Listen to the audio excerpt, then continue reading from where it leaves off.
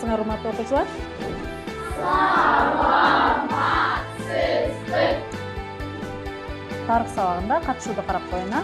Катышуу бүгүн кандай? Кыска, толук. Жакшы. Анда отурабыз. Катышуу боюнча толук болсо, эң алгач балдар, бүгүн силер менен сабакта мен өзүмө каалайм көңүлүбүздү. Силер менен чогуу ойнойбуз. Мен өзүмө бүгүн сабакта ийгилик каалайм. Рабия, сен эмнени каалайсың? Азаматсың. Мунира. Азаматсың. Тазагүл.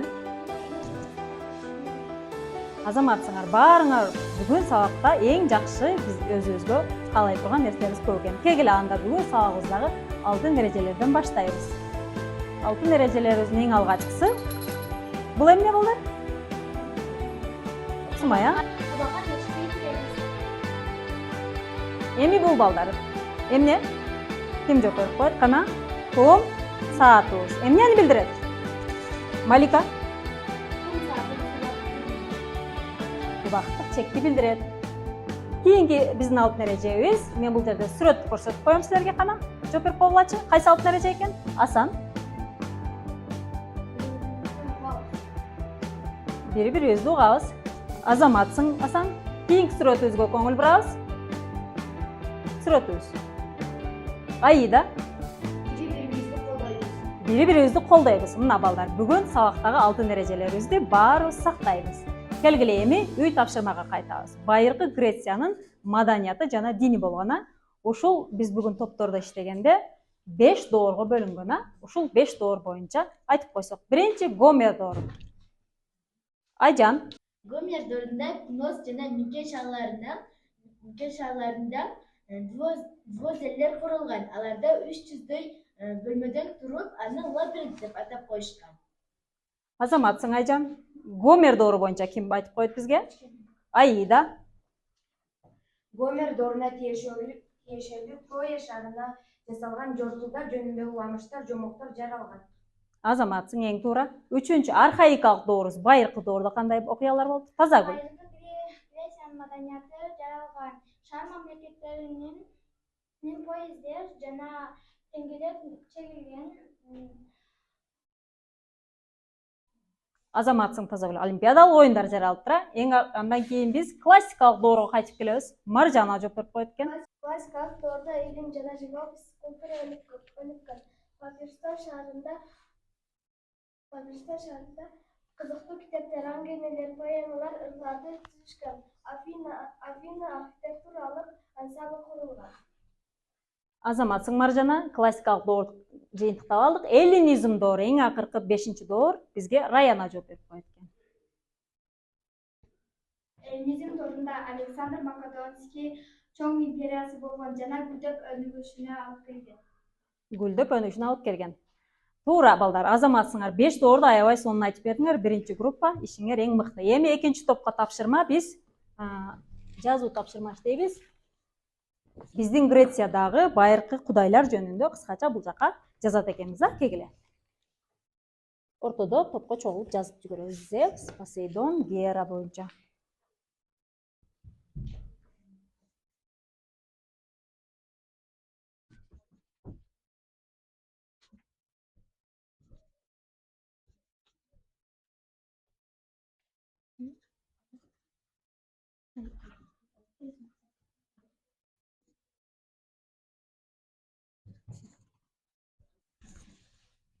Бүткөн топ кол чаап коебуз, Тааныштырып коелук, келгиле презентацияга.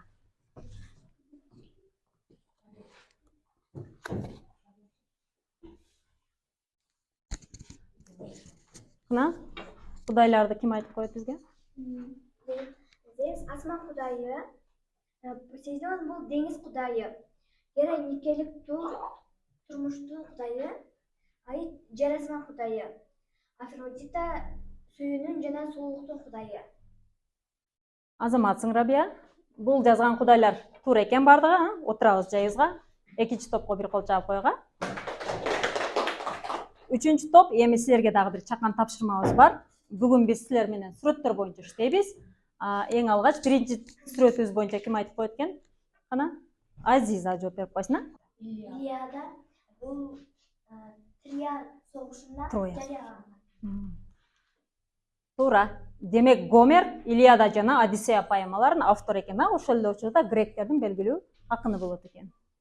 Экинчи сүрөтүбүздү карайбыз балдар. Бул сүрөт боюнча ким жооп берип коесун? Исхак жооп берет. Бул байыркы Грецияда билим берүү. Байыркы Грецияда балдар 7 жаштан окууга милдеттүү болгон.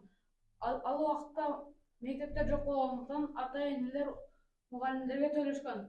Эгерде сүрөт тартылбаса же ырда болсо, ал билимсиз болуп эсептелинген.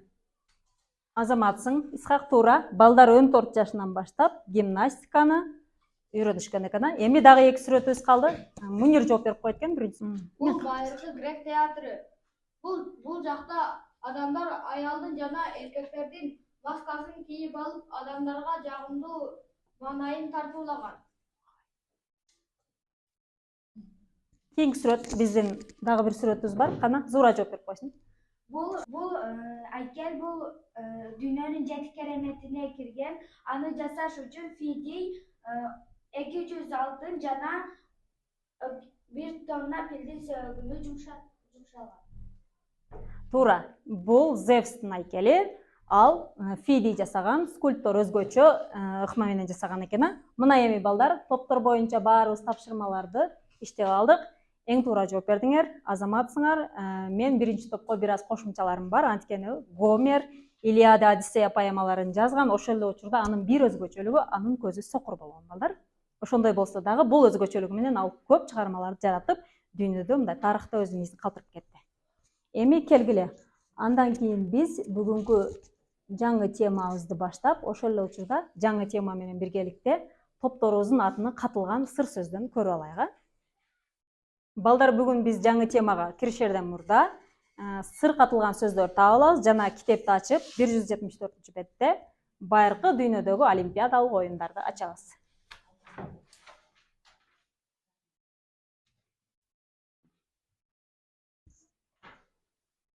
Эми баарыңардын көңүлүңөрдү экранга бурам.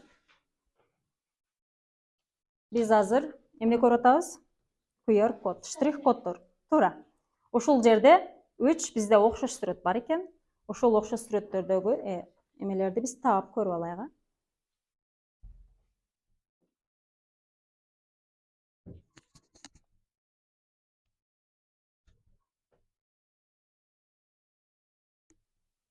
Баарыбыз экранды карап турабыз балдар.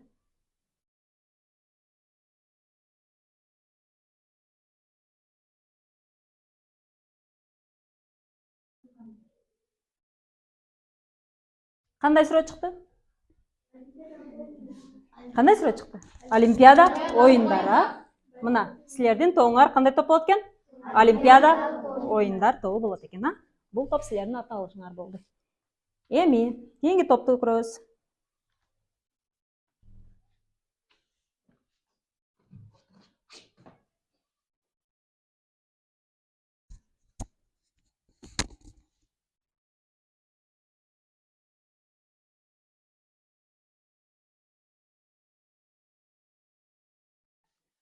Эмнен сүрөтүн көрөбүз?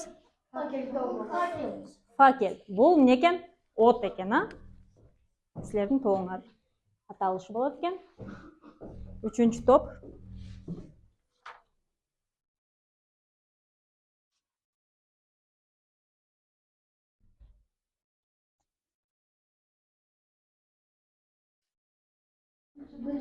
Гүл чамбар деп коет экен. Бул биздин үчүнчү топтун аталышы болот экен. Ушул эле учурда биз гүл чамбар жөнүндө түшүнүктү бүгүнкү темадан алабыз. Балдар, кошумчада силерге гүл чамбар жөнүндө көрсөтүп коеюн. Бул биздин ошол олимпиада оюнубузга темада гүл чамбар деген ошол спорт жеңүүчүлөрдүн башына кийгизген атайын символикасы болгон экен. Түшүнүктүү болдубу? Балдар, биздин бүгүнкү жаңы темабыз байыркы дүйнөдөгү олимпиадалык оюндар. Баарыбыз көңүлүбүздү экранга бурабыз. Байыркы Грецияда дүйнөлүк оюндар өткөрүлгөн балдар. Бул силердин Парфенон деген Грециядагы байыркы эстелик сүрөт экен. Сабактын бүгүнкү максаты окуучулар бүгүн байыркы Греция Балдар, бүгүнкү сабагыбыздын максаты силер бүгүн байыркы дүйнөдөгү олимпиадалык оюндар жөнүндө маалымат аласыңар. Ошондой эле байыркы олимпиадалык оюндар жөнүндө өзүңөрдү көнүгүүлөр иштеп, сынчыл ойломдоруңорду жана ыкмашуу көнүмдөрүңөрдү өнүктүрөсүңөр. Ошол эле учурда бүгүнкү сабактан алган жаңы темадан алган материалдарды өзүңөрдүн практикалык жагдайларда колдонуп, аларды турмушта ашыра билүүгө жана башка олимпиадалык оюндар менен салыштыра билүүгө үйрөнөсүңөр. Ошол эле учурда биздин бүгүнкү сабагыбызда балдар баалоо критерийибиз бар. Ушул баалоо критерийлерге карап мен топторду жана ар бир жекече окуучуну баалап кетем, көңүл бурабыз. Баалоо критерийлер: үй тапшырмасына туура жооп бергени үчүн 1 упай. Жаңы теманы өздөштүрүүсү үчүн 1 упай. Суроолорго далилдүү жооп бергени үчүн 1 упай беребиз. Топто активдүү катышкандыгы үчүн топто иштейбиз го. Жана олимпиадалык оюндагы таймаштардын маанисин түшүнгөнүгү үчүн 1 упай беребиз. Демек, баалоо критерийлери боюнча түшүнүк алдыкпы? Ооба. Алдыга, анда жаңы тема боюнча кеттик. Эми карагыла. Биринчи, элиндерди бириктирген майрамдар. Бул байыркы гректерде биринчи жолу, мына Олимп тоосун көрүп турасыңар. Ушул жерде 776-жылы олимпиадалык оюндар болгон экен. Бирок олимпиада оюндары болгонго чейин көп ар кандай уламыштар, окуялар болуп өтүптүр. Карагыла, гректер спорт менен машыгууну аябай жакшы көргөн. Алар биздин заманга чейинки 776-жылы алгачкы жолу элиндердин улуттук майрамдарында олимпиада оюндары өткөрүлгөн. Ошол жылдан баштап 4 жылда бир жолу болуучу олимпиада оюндарын өткөрүү салтка айланып келген. Оюн башталаардан мурда Олимп тоосунда күндүн нурунан алынган ыйык от жагылып, оюн бүткөнчө өчүрүлгөн. Мына жерде картада Олимп тоосун көрүп турабыз, Грециядагы. Ушул Олимп тоосунан от жагып, ошол отту өчүрбөй, күйгүзүп алып келип, олимпиада башталган жерге алып келип коюу салтка айланган экен балдар. Көрдүңөрбү? Эми гректердин байыркы спорттук мелдештери. Алар спортко кызыгуу менен спорттун 5 түрү боюнча машыккан экен. Алар кайсылар? Узундукка секирүү, диск ыргытуу, андан кийин жаатуу, бул жерде турат. Чуркоо, күрөш жана өзгөчө дагы бир оюн бар экен, ал арабалардын жарышы болот экен. Бирок бул олимпиада башталганга чейин балдар бир күн мурда алар мал союп, Кудайга сыйынып курмандык чалышкан. Калыстар дагы өздөрүнүн мындай жумуштарын адилеттүү аткаруу үчүн балдар ошол Кудайга сыйынып курмандык эмеге катышкан экен, ант берип, ошол курмандык чалууга катышып, өздөрүнүн ант беришкен экен. Мына ушул сүрөттөрү, ошол олимпиаданын сүрөттөрү экен. Эми мен азыр белгилеп кеткен арабалардын эң коркунучтуу оюн, эң коркунучтуусу болгон экен дагы. Бул оюндун өзгөчөлүгү 4 ат чегилип, ошол 4 ат чегилген арабаны айдаган айдоочу ордунан туруп айдаш керек экен балдар, жана мамыны 12 жолу айланыш керек экен. Бала жердечи 12 жолу айланганда көптөгөн арабалар талкаланып, жеңүүчү ошол бир эч жери талкаланбаган араба, сол калган араба болот экен, жеңүүчүсү болуп калган экен. Арабалардын оюну ушундай өзүнүн өзгөчөлүгү менен айырмаланып турган экен да балдар. Эми бул сүрөттү карасаңар, бул байыркы ошол олимпиада биринчи жолу өткөрүлгөн жерлер экен. Бул сүрөттө ошол өткөрүлгөн мурда болгон үчүн аябай мындай эскирип, талкаланып калган сүрөт, көрдүңөрбү? Эми келгиле, баарыбыз китеп менен иштейбиз. Китебиңерде 174 бетти ачкыла, параграф 18. Азыр мен топторго тапшырма берем. Биринчи топ силер текстти окуп чыгасыңар. Элиндерди бириктирген майрамдар деген теманы окуп, тест иштеп чыгабыз. Андан кийин азыр текстти окуй бересиңер. Экинчи топ олимпиада оюндарынын мааниси болот силердики. Текстти окуп бүткөндөн кийин тапшырманы толтуруп иштейбиз. Бул тапшырмабызда олимпиадалык оюндардын качан өткөрүлүшү, анын тарбиялык мааниси, калыстар эмне үчүн Кудайларга сыйынган, анан оюндардын жеңүүчүлөрүн кантип сыйлаган, ушул суроолорго жооп беришибиз керек. Эң алгач биз текстти 5 мүнөт ичинде окуп чыгабыз. Кана олимпиадалык оюндар деген текстти окуйбуз. Силер 176 бетте текстти окуп чыгасыңар. Үчүнчү топ биз иштейбиз. Үчүнчү топ сүрөттөр менен иштейбиз. Текст окуп бүткөндөн кийин баардык сүрөттөр камтылган турабы? Ушул сүрөттөр боюнча маалымат жазып коюшубуз керек. Азыр текстти карап чыга бергиле. Ушул эле текстти мен тапшырмаңа алып берем.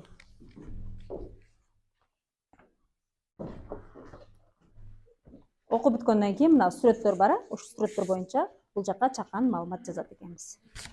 Анда окуп чыгабыз эң алгач текстти, андан кийин толтурабыз.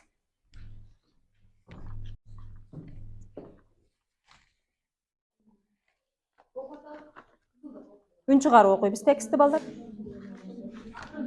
Акырыныраак секен.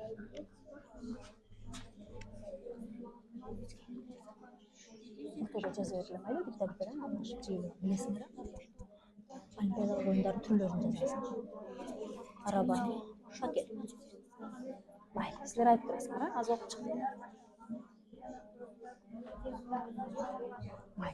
Биринчи окуп бүтөргө, анан аз жазасың.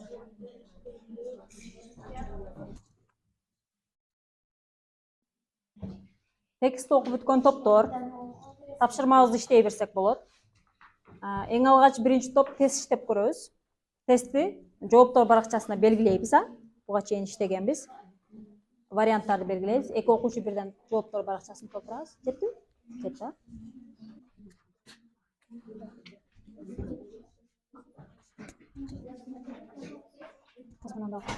Телефонго экрандан көрсөтөйүн.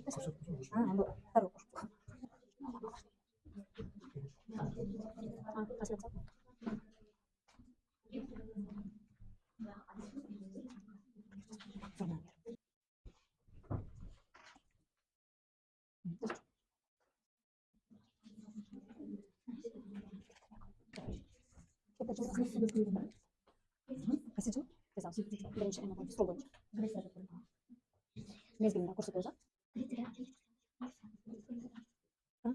Ошентип коелу, тегерекчени боёйбуз ичине.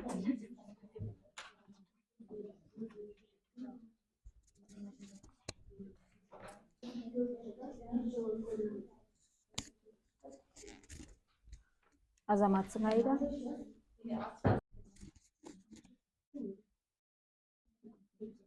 Азагүл, кана сумай бүттүңөр силер да? Райана силер да белгилеп текшерип көрөбүз, Кана. Келгиле биринчи топ силердин тапшырмаңарды текшерип көрөгө. Канча суроого туура жооп бериптир,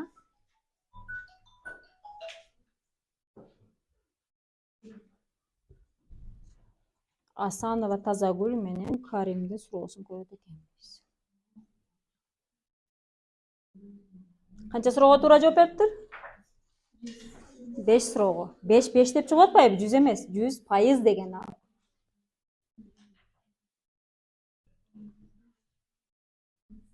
Раяна, силер дагы бардык суроого туура жооп берипсиңер, Азаматсыңар.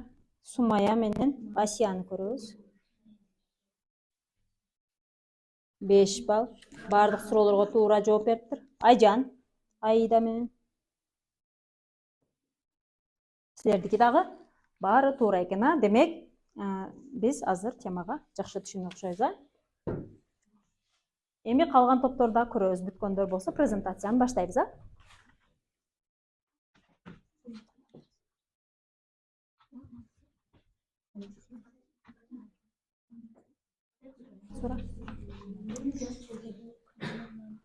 Айым тоосун көндөргөн айымга. Ортого бардыгыбыз топтолобуз, кегиле жакын келе. Айтып турабыз, ойлорубузду кошуп турабыз.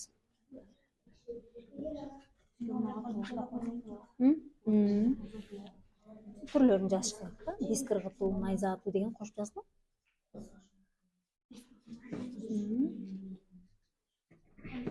Толуктап коелук, Ася эле жаз. Исхак жазам дейт, кана. Чуркоо. Ошо түрлөрү бар.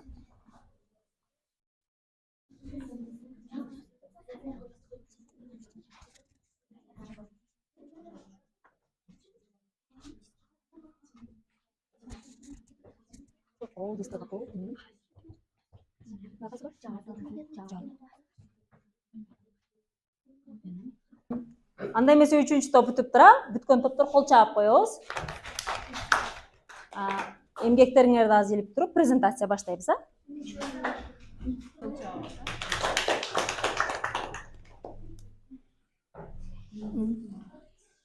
Бир кыздардан, балдардан болуп чыгабыз, кегиле. Мунир, чык. Мунира чыгат. Азыр топталып турам, сен мындай топ тургу. Майыл түрттүрөк. Бул топду эми окуп коеюн анан кийин.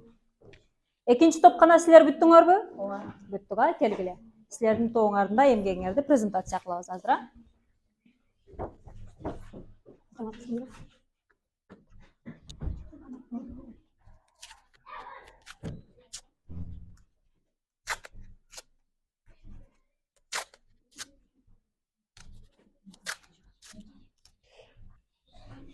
Келгиле анда биринчи бүткөн 3-чү топтун презентациясыга көңүл бурайык балдар. Баарыбыз көңүл бурабыз. Мунира менен Мунир бизге сүрөттөр менен иштөө боюнча айтып берсин а. Birinci sözü bu olimpiyadalı oyunlar. Alap, çurko, cana, rıgıtı, caat, kırış, arabaların yarışı.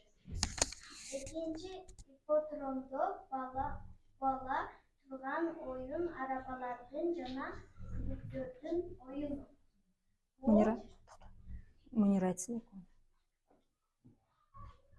Бұл Грециядағы адамдардың чуркоосу. Хакел күндүк нурунан алынып ыйык Алынган ыйык от. Азаматсыңар. 3-чү команда отурабыз. Кошумчалап кетейин. Балдар, олимпиадалык оюндарды айтканыбызда өзүңөр айткандай чуркоо, диск ыргытуу, жаатуу, күрөш, анан кийин арабалардын жарышы жана бирөөсү калып калды. Узундукка секирүүдү айтыш керек эле. Калган жооптор туура эле айтылды. Эми экинчи топ силер дагы презентация кыласыңар. Келгиле. Байел менен Малика презентация кылат. Басканы алып, бул жака өтүп, жашнакай кылып. Bizin ikinci topun mындай деген суроолорду берди. Алгачкы олимпиадалык оюндар качан Каршыда өткөрүлгөн? Алгачкы олимпиадалык оюндар Грецияда өткөрүлгөн 776-жылы. Жана 4 жылда бир жолу олимпиадалык оюн өткөрүлгөн. Ал эми экинчи суроо олимпиадалык оюндар тарбиялык мааниси кандай? Олимпиадалык оюндардын тарбиялык мааниси өнүгүүчү болгон. Алар өнөр кудайлар асыйына бам беришкен. Алар корккон жана кудайларды сыйлашкан. Олимпиадалык оюндардын жеңүүчүлөрүн кантип сыйлашкан?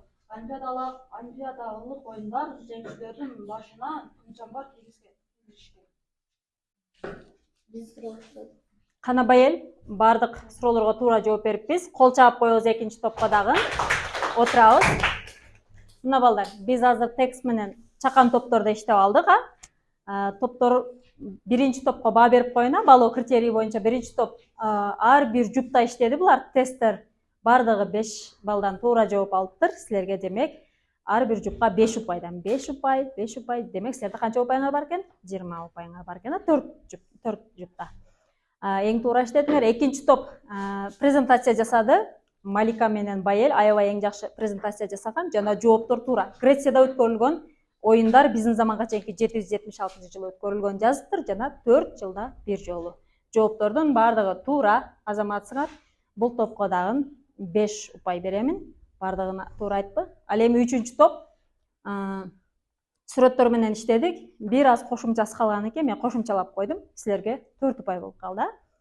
Демек, эми келгиле. Текст менен иштеп алгандан кийин мен өзүмдүн кошумча маалыматтарымды айтып кетейин. Жогоруда олимпиадалык оюндар жөнүндө көптөгөн маалыматтарды берип кеттим жана олимпиадалык оюндардын жүрүшүндө балдар. Бул жерде силер жогоруда айтып кеттиңер, Олимп тоосунан отту алып келип, эмне кылышты? Ошол отту күйгүзүп, оюн болгон жерге чейин барып алып барышкан деп айттык. Ал эми андан сырткары бул олимпиадалык оюндар балдар. Уламыштар боюнча бул оюнду Геракл негиздептир. Геракл негиздеп, ал оюн көпкө чейин өзүнүн маанисин жоготкон эмес экен. Оюндун түрлөрү боюнча өзүбүз көп маалымат алып кеттик. Ошол эле узундукка секирүү, диск ыргытуу, жаатуу, узундукка секирүү, күрөш жана эң коркунучтуу оюн кайсы оюн экен? Арабалардын жарышы болгон экен. Эми бул олимпиадалык оюндарда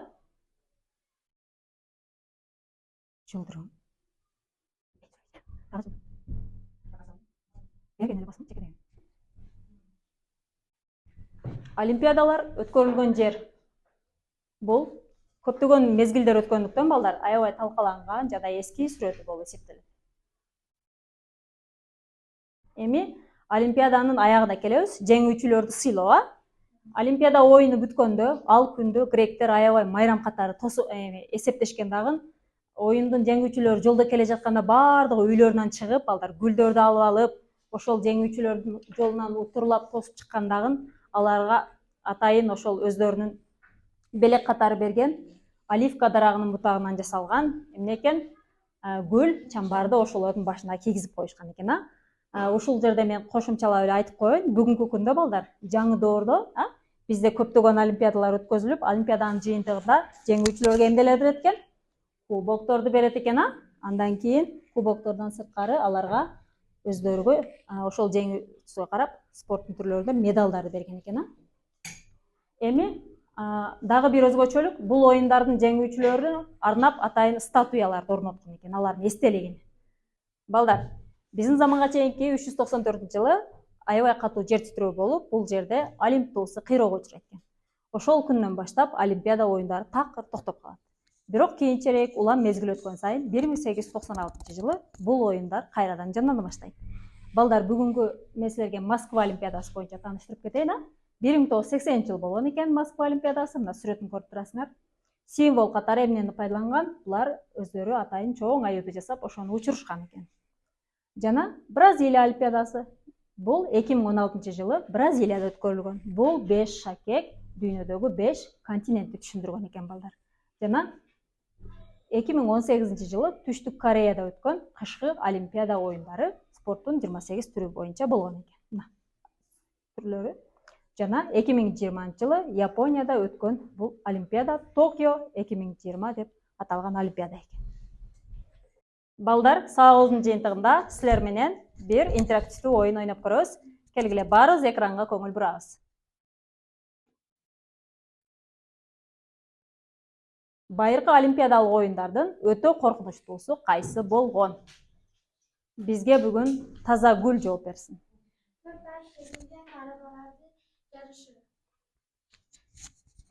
Эми Таза Гүлдүн жообун текшерип көрөбүз. 4 ат чегилген арабалардын жарышы. Жооп туура. Силерге көптөгөн упай берилди, 5000 упай деп коет экен. Экинчи суроого көңүл бурабыз. Уламыштар боюнча олимпиадалык оюндарды ким негиздеген? Малика. В варианты Греков. В варианты Геракл текшерип көрөбүз, келгиле. Демек, жооп туура. Кол чаап коебуз, азаматсыңар. Кийинки суроого көңүл бурабыз. Байыркы олимпиада оюндары эмне себептен токтотулган? Эмне себептен токтотулган? Жооп бербеген окуучулар жооп берсин. Эме, Жасмина жооп берип көрсүн. 394-жылы катуу жер титирөө болуп, Олимп тоосу кыйроого учураган. Жасмина жакшы жооп бердиң. Кана 394-жылы катуу жер титирөө болуп, Олимп тоосу кыйроого учураган деген жооп көрөбүз. Демек, жооп туура. Балдар, мына бул оюндар менен силер эмне кылдыңар? Өзүңөрдүн билимиңерди текшерип атасыңар. Олимпиадалык оюндарды көрүү үчүн миңдеген адамдар эмне менен келишкен? Мунир жооп берсин. Жөө, атчан, арабачан, кеме менен. Мунир жооп берди. Жөө, атчан, арабачан жана кеме менен деген. Демек, биз баардык суроолорго туура жооп берип коебуз. Өзүбүзгө бир кол чаап коебуз, балдар.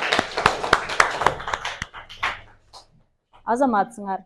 Эми биз сабагыбыздын соңунда топторду баалап коюуга, мен бүгүн топторду жаңы доордогу олимпиаданын жыйынтыктары боюнча силерге медалдарды тапшырып коюуга уруксат бергиле, балдар. Биринчи топ тесттерди эң туура иштегендиги үчүн силерге мен атайын ушундай кызыл түстөгү алтын эмне экен медалыбызды тапшырып коеюн. Жооп берген бизде 5 эмне бар экен, жуп бар экен. Ошон үчүн силерге 5 берип коеюн. Ар бир жупка эмне болуп калат экен, ошондо бирден болуп калат экен. Өзүбүз эмне кылат экенбиз, мойнубузга илип алат экенбиз, келгиле. Азаматсың Сумая. Жана Айжан. Асия. Маржана. Тагы ким бар бизде? Таза Гүл бүгүн сабакка активдүү катышты. Азаматсыңар, кол чаап коебуз. Экинчи топто бизде эң жакшы жоопкер жана Малика бүгүн өзгөчө активдүүлүктү көрсөттү. Гүлжан, Рабия жана мен Байелди баалагым келип атат жана Жасминаны баалагым келип атат. Бул топто дагы 5 окуучубуз бар экен, 4 окуучу болуп калдыбы? Силерге дагы ушундай медалдарды бүгүнкү жаңы олимпиаданын жыйынтыктары боюнча тапшырып коеюн, Кел, Гүлжан.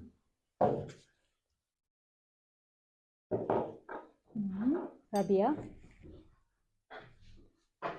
Жакын кел. Рабияга да алып коебуз. Жасминага кел. Анан Байелге дагы бирөө беребиз. Кел.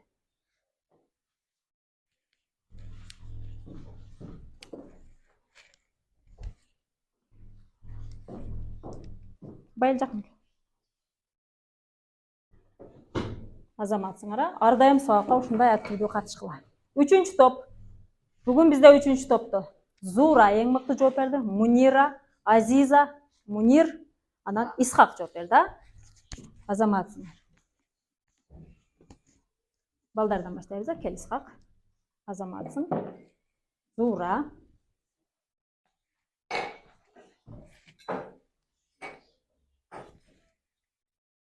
Мунир.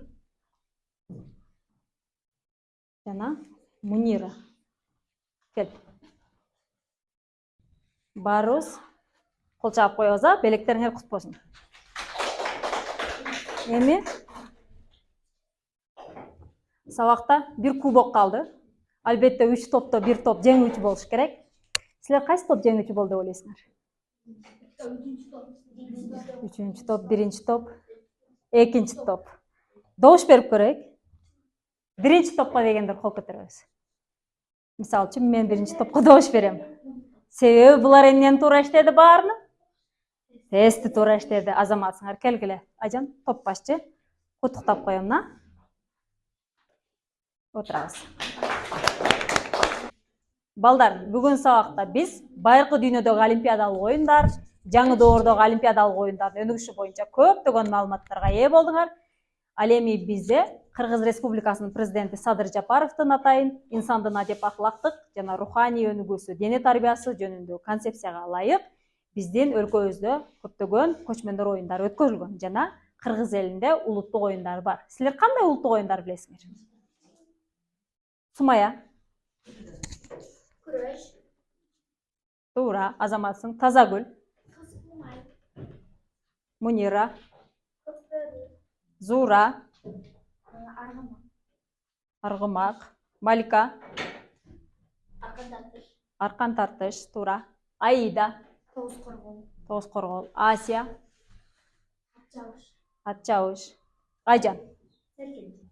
Азаматсыңар, балдар. Баарыбыз оюндарды эң жакшы билет экенбиз, кол чаап коебуз.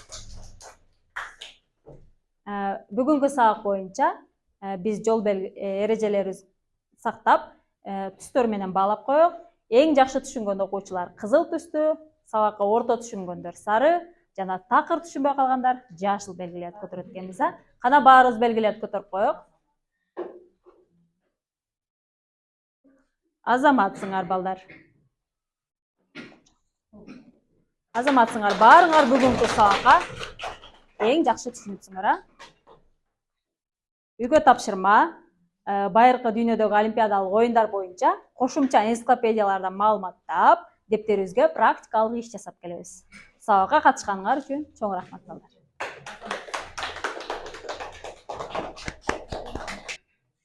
Сабагыңыз үчүн чоң рахмат.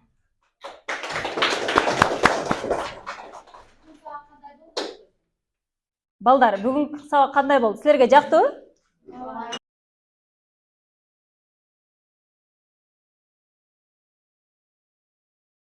Мен жылдын мыкты мугалими 2024 кароо сынагына, кароо сынагынын шаардык туруна 5-Б класска Кыргызстандын жана дүйнөнүн тарыхы сабагынан байыркы дүйнөдөгү олимпиадалык оюндар темасын өттүм.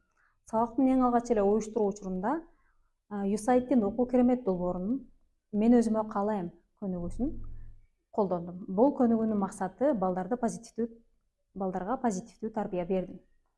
берүүгө аракет жасадым. Ал эми алтын эрежелер менен иштөөдө ошол эле окуу керемет долбоорунун конкреттүү, графикалык, абстрактуу деген стратегиясын колдонуу менен балдар конкреттүү түрдө алтын эрежелерди кабыл алууда коңгуроонун сүрөтүнө, кум саатты жана бири бирибизди угуу боюнча, ошол эле учурда бири бирибизди кубаттоо боюнча алар сүрөттөр жана ошол буюмдар менен иш алып барып алтын эрежелерди түзүп алдык. Сабактын үй тапшырмасын текшерүү учурунда мен туруктуу топтор менен иштеп, балдар ар бир топто түрдүү тапшырмаларды иштеди. Биринчи топто балдарга байыркы Грециянын 5 мезгилге бөлүнгөнү боюнча айтып берди балдар. Эгей доору, Гомер доору, архаикалык доор жана классикалык доор жана эң аягында эллинизм дооруну. Эгей дооруну Айжан өзүнүн түшүнүктөрүн жыйынтыктап кетти. Гомер доорунда Маржана өзүнүн түшүнүктөрүн айтып, эң мыкты презентациялар берди. Архаикалык доордо Тазагүл өзүнүн оюн жыйынтыктады жана классикалык доордо бизде Маржана сүйлөдү. Эллинизм дооруну Раяна айтып, үй тапшырмасын биринчи топ эң жакшы жыйынтыктап бере алды. Ал эми экинчи топ болсо үй тапшырмасын текшерүүдө таблица менен иштедик. Бул таблица менен иштөөдүн пайдасы балдар жазуу көнүмдөрүн өнүктүрө алышат. Окуган текстини түшүнүп, таблицага түшүрүп берди. Кудайлардын аталыштары боюнча балдар түшүнгөндөрүн жазып кете алды. Зевстин мисалы үчүн асман кудай экендигин балдар билип, ошону окуган билимин практика жүзүндө көрсөтө алды. Ал эми үчүнчү топ болсо ошол биздин темадагы мындай сүрөттөрдү көрүп туруп эстеп калып, ошону биздин слайдда айтып бере алды да. Мисалы үчүн Исхак Грециядагы мектептер жөнүндө айтып, мектептерге балдар канча жаштан барып билим алган, кандай сабактар окутулганлыгына токтолуп кетти. Зуурадагы ошол Грециядагы Парфенон жөнүндө айтып кетип, ал эми Мунир болсо Дионис театрына токтолуп, Дионис театрынын өзгөчөлүктөрүнө гректер өзгөчө комедияга кызыккандыгыга басым жасап өтүп кетти. Андан соң үй тапшырмасы жыйынтыктап бүткөндөн кийин мен жаңы темабыз олимпиадалык оюндар болгондуктан балдарды туруктуу топтор менен иштегенде ачкыч сөздөрдү табууга аракет жасадык. Ачкыч сөздөрдү табууда заман технологиясына ылайык санарып технологияларын колдонуп QR коддорду иштеттик. Бул QR коддорубузда жашырынган сүрөттөр болгон болчу. Балдар ошол сүрөттөрдү экрандан чыгаргандан кийин биринчи топ олимпиада оюндары экендигин көрө алды, экинчи топ факел тобун тапты, үчүнчү топ гүлчамбар тобу экендигин айтып берди. Топторго аттарды берип алгандан кийин балдарга кайрадан тапшырма берип, өз алдынча тексттерди убакыт аралыгында окуп чыгып, 3 топ кайрадан тапшырма иштеп көрдүк. Биринчи топ ыкчам текшерүү болуп, балдар тест иштеди. Тестти иштеп гана койбостон, zipgrade формасы менен биз текшерип алдык. Бул учурда балдар өздөрүнүн жыйынтыктарын экрандан көргөнү балдарга кызыктуу болду. Канча суроого туура жооп берди, канча суроого туура эмес жооп бергендиги ошол жерден так көрүнүп, балдар объективдүү баалоону ошол жерде колдонууга аракет жасадым. Ал эми экинчи топ таблица иштедик. Таблицада ошол окуп чыккан тексти боюнча эле балдар канчалык деңгээлде суроолорго жооп бере алды, жазып кетти. Малика презентациялап бергенде алгачкы олимпиадалык оюндар кайсы жерде өткөрүлгөндүгүн баса белгилеп айтып кетти. Жана оюндардын тарбиялык мааниси бүгүнкү күндө кандай уланып жаткандыгына басым жасады. Байел дагы кошумчалап, калыстар эмне үчүн кудайларга сыйынган, ал мааниси эмнеде, анан олимпиадалык оюндардын жеңүүчүлөрүн кантип сыйлаган. Бүгүнкү күндө олимпиадалын жеңүүчүлөрүн мисалы үчүн кубоктор менен, андан медальдар менен сыйласа, ал эми гректерде атайын мындай оливка драгынын бутагынан жасалган ушундай гүл чамбарлар менен сыйлагандыгына ошол жерде биз кошумчалап айтып кеттик. Жана муну атайын балдар үчүн чыгармачылык менен жасап, мындай көрсөтүүгө аракет жасадым. Үчүнчү топ болсо, булар ошол темабыздагы сүрөттөр жана оюндардын бири-биринен өзгөчөлүктөрүнө токтолуп кетти дагы. Исхак менен Зуура презентация кылганда оюндардын түрлөрүн айтты, мисалы үчүн чуркоо, диск ыргытуу, жаатуу, күрөш, арабалардын жарышы деп айтып берди. Мен узундукка секирүүдү кошумчаладым, анткени балдар ошону калтырып калды. Жана мындай биз үчүн ошол мезгилде коркунучтуу оюн ипподромдогу чоң эмеде арабалар 12 жолу мамын айланып, кайсы араба жеңип чыкса ошол жеңүүчүсү экендигин белгилеген жана күлүктөрдүн мелдеши, анан факел, ошол олимпиада оюнунун символу факел болгон үчүн ошол боюнча дагы сүрөттөрдү өздөрүн презентациялап айтып берди. 3 топтун презентацияларын көрүп алгандан кийин биз кайрадан эле интерактивдүү оюн ойнодук. Бул интерактивдүү оюнубуз Ким миллионер болгусу келет деген биздин оюнубуз. Бул оюнду балдар менен экранда ойнодук. ойнап жатканда балдардын жоопторун карап туруп биз белгилеп алдык. Мисалы үчүн алгачкы олимпиада оюндары качан өткөрүлгөн, балдар жооп берди, мен ошол жоопту бул жактан тандап туруп белгилеп алдым. Мисалы үчүн балдар биринчи суроого туура жооп берген, 776 жыл дегенде ар бир суроого өзүнүн деңгээлиге жараша упайлар топтолуп атты да. Бул оюн балдар үчүн мындай аябай кызыктуу болду деп ойлойм. Себеби класс жалпы тартылат биринчиден, экинчиден балдардын канчалык деңгээлде теманы түшүнө алгандыгын мен биле алам. Балдардын жаш курагына ылайык өзгөчөлөп түздүм жана оюнда эмнелер камтылып кетти, ошонун мындай балдарга берилбеген маалыматтарды кошумчалап кеткенге аракет кылдым. Миллионер оюнун ойноп бүткөндөн кийин балдар менен биз атайын сабактын жыйынтыгында балдарды ошол өзүбүздүн бүгүнкү жакшынакай медалдар менен баалап, эң мыкты жооп берген топту белгилеп алдык. Биринчи топ жеңүүчү топ болду. Анан кайтарым байланыш жасап, балдар ошол сабактын темасына канчалык түшүнгөндүгүнү көрсөтүү үчүн атайын түстөр менен иштеп, балдар ошол түстөрдү бизге көрсөтүп бере алышты. Мен бул сабакты өтүүдөн максат ошол өзүмдүн педагогикалык ишмердүүлүгүмдү сабагымды өтүүдөн максат президенттин жарлыктарын ишке ашыруу, балдарды ошо ар тараптуу өнүккөн инсанды тарбиялоо. Бул келечек муундары мисалы бир эле предмет боюнча тарбиялабастан тарыхый көз караш менен карап, ошол учурда мындай чындыкка объективдүү баа берип, анан бардык айкын боло тургандай эмени келтирүү максатым. Анан дагы бир максатым өзүмдүн педагогикалык ишмердүүлүгүмдү жогорулатуу. Ошол учурда тажрыйбаларымды жайылтуу менен өзүмдүн мындай улуу устат, насаатчы мугалимдердин көбүрөөк ыкмаларын үйрөнүү болуп эсептелет.